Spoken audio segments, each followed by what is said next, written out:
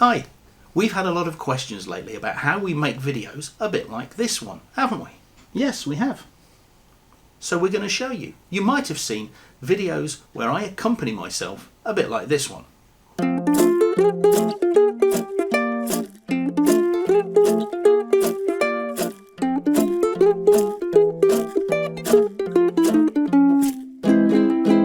So how do you make something like that, and what do you need?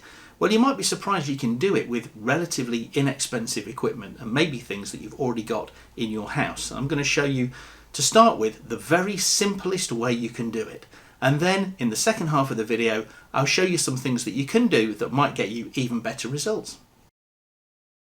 You're going to need something to film on. Well, obviously, I've got a camera there, I'm filming on it. That's something like this, which is just a little camcorder. You might have one of those, you might have a digital camera that can film video, but of course we've nearly all got a phone that we can video on. You're also going to need something to mount that phone on, even if, I mean, my phone has got these little suckers on the back. I can actually stick this to a surface rather than worry too much about buying complicated mounts for it. You're also going to need something else though, which is something to record sound on. Now don't worry about this, it's going to not make it to the final cut. It's just so we can listen back to the first take when we do our second take. I'm going to use this little Roland audio recorder. This is a Roland R07.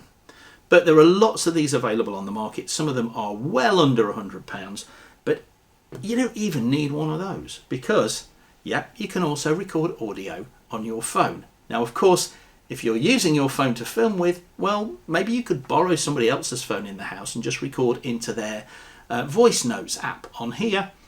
Or maybe you've got an iPad or a tablet in the house and you could use that to record your audio on. What I'm going to do now is I'm going to play my soprano ukulele and I'm going to sing into the camera whilst recording the sound with this that I'm just going to put on the table here. And when I've done that, I'm going to record a baritone ukulele part whilst listening back to the recording on there so I can stay in time with myself. An important thing is though, I am going to have to count in because I need to hear when that's going to start. If I just start, I'll put the headphones on, I'll listen, the music will start and I won't be able to keep in time with it. So I'm going to count 1, 2, 3, but I'm not going to say 4 because on this particular song that would put my counting very, very close to the first thing I sing. So I'm going to go 1, 2, 3, and then start the song. And that'll be enough so that I've got space to chop that counting off at the end. So here we go. 1, 2, 3. I thought I heard the captain say, pay me my money down. Tomorrow is our sailing day. Pay me my money down. Pay.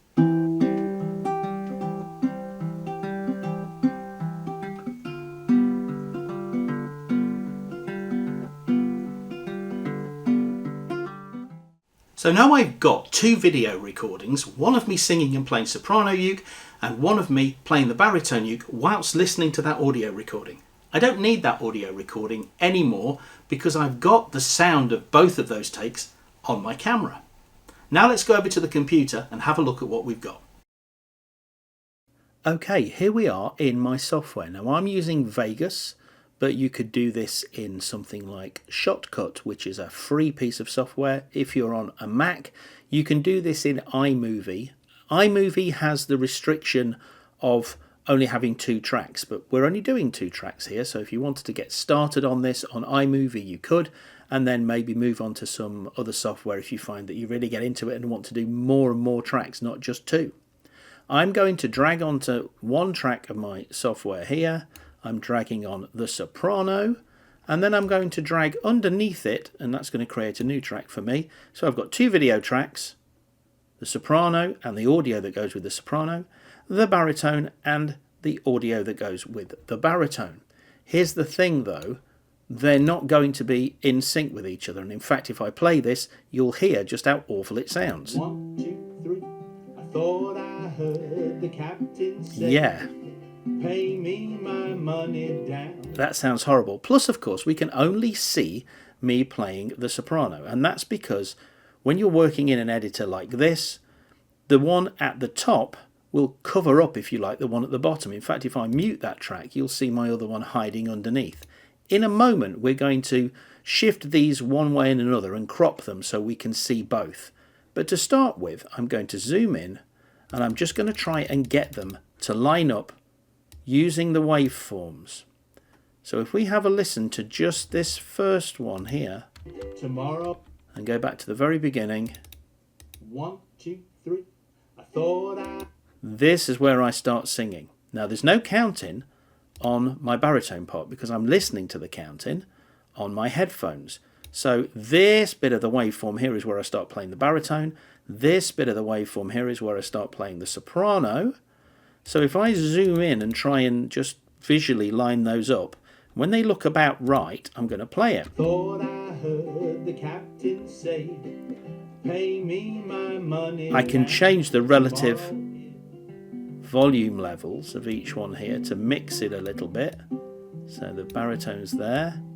Pay me. They sound great. Pay me or go to jail. Perfect. Pay me my... So now I've done that, what I'm going to do is go back to the beginning. I'm happy with them being in sync.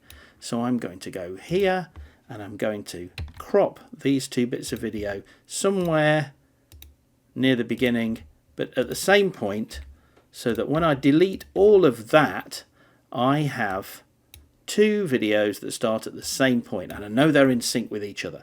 Now I can drag them back to the very beginning of my timeline.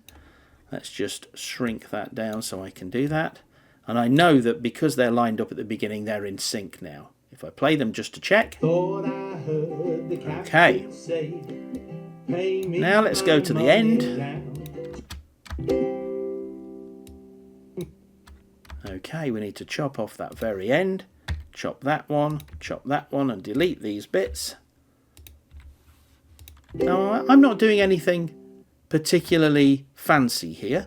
I'm doing a very, very simple one, but we've now got two video tracks in sync with each other.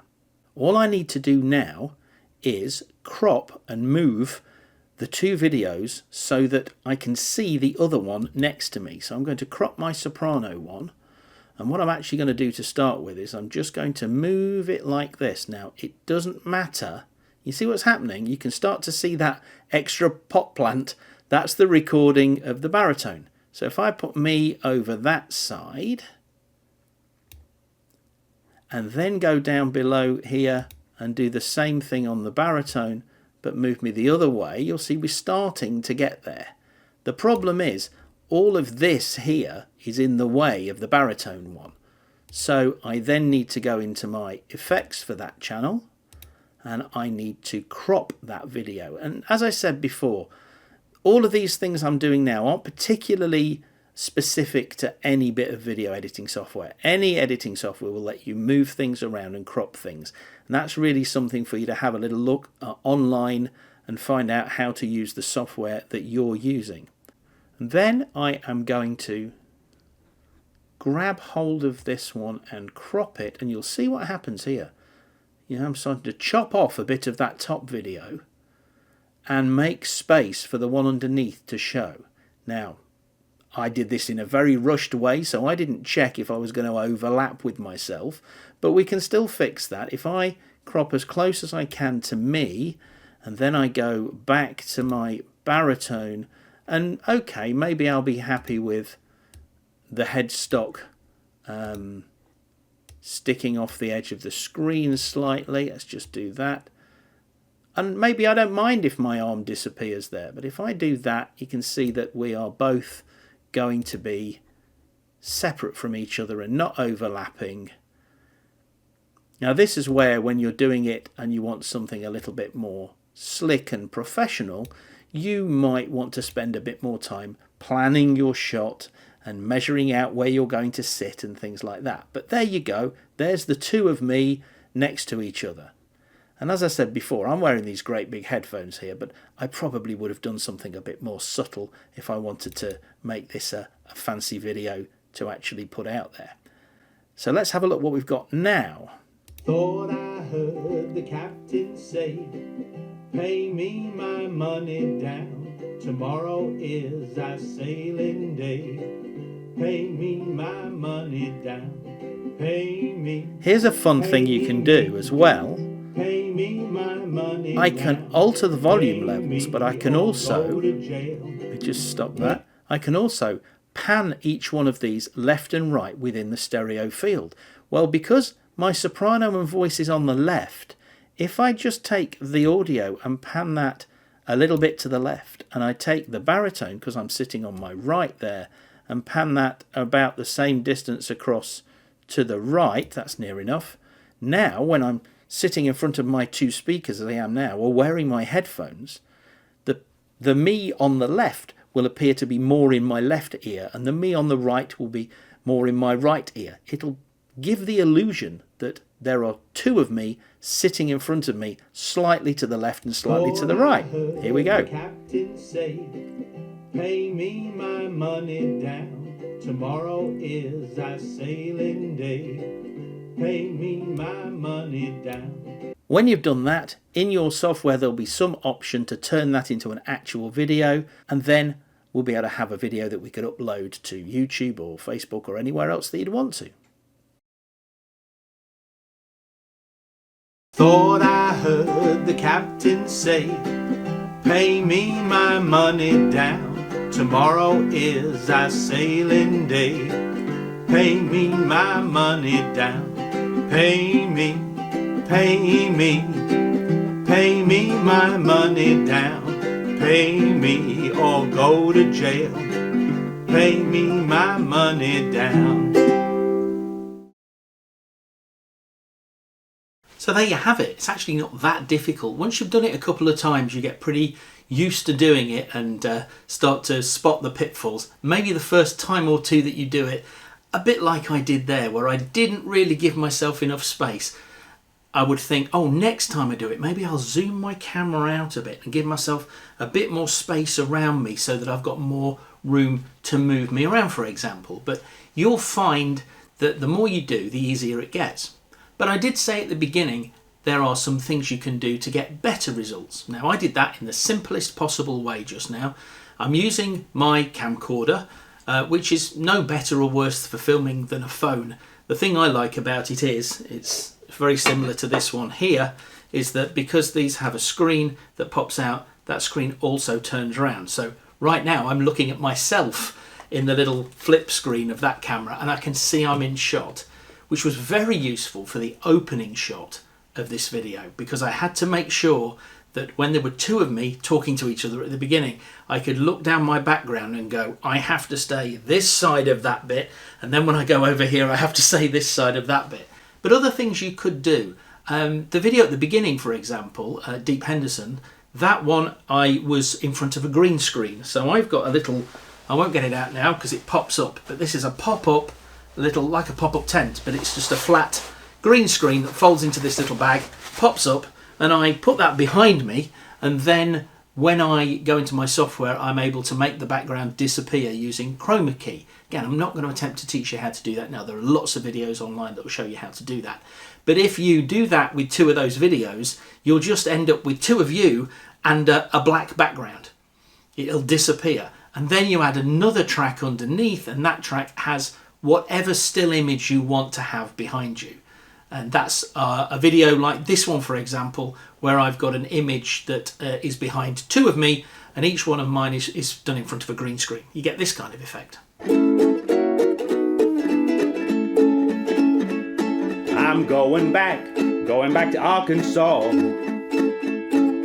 Going back to Arkansas. Another thing you can do to improve your audio quality is to use a microphone that you can attach to your camera or to your phone. There are so many of them on the market, and they're designed to be plugged into iPhones or Android phones or cameras that have microphone inputs. The camera I'm talking to in now actually has one of these on it. I've been using one all the time. This is a Rode Video Micro, and it will mount on top of your camera if you've got the right kind of mount. Not all cameras do. One nice little trick you can do with these though is rather than mount them on the camera, which for me is about 6 feet away from me. That's a long way to have the microphone away from me. It's more likely to make me sound distant. It's more likely to make me sound like I'm in a big echoey room, and it's more likely to pick up the people driving their cars past or walking their dogs. What I do is I get a cable like this, take this little cable out, plug this much longer cable in, and then I can have the mic connected to my camera, but the mic itself can be down here. And as you can see, it's not going to take much to make that disappear out of shot. It's just there, which means that the mic is much closer to me. Therefore, I'll get a better signal and it won't pick up the traffic noise. I don't know if you heard that then, but a car just went past, something just came through the letterbox. It won't pick up those things quite as obviously as if the mic's a long way away. However, there are other ways you can make a video really just sort of be more interesting to people, and they're quite simple and much more to do with set dressing. So we've talked about the green screen.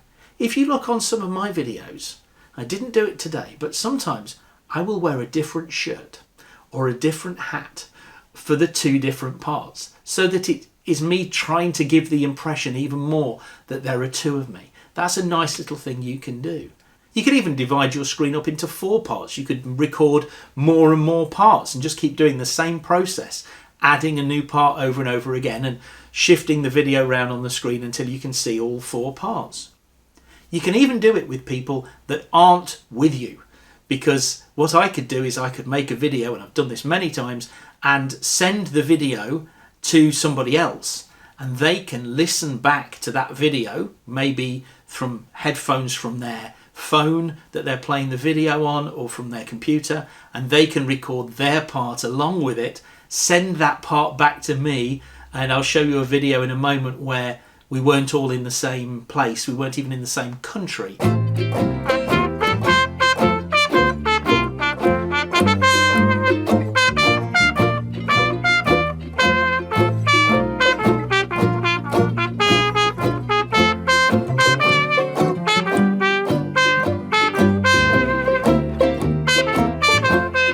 I hope you've enjoyed this. I really do want to see your videos of you playing alongside yourself. I'll see you again soon. Bye bye.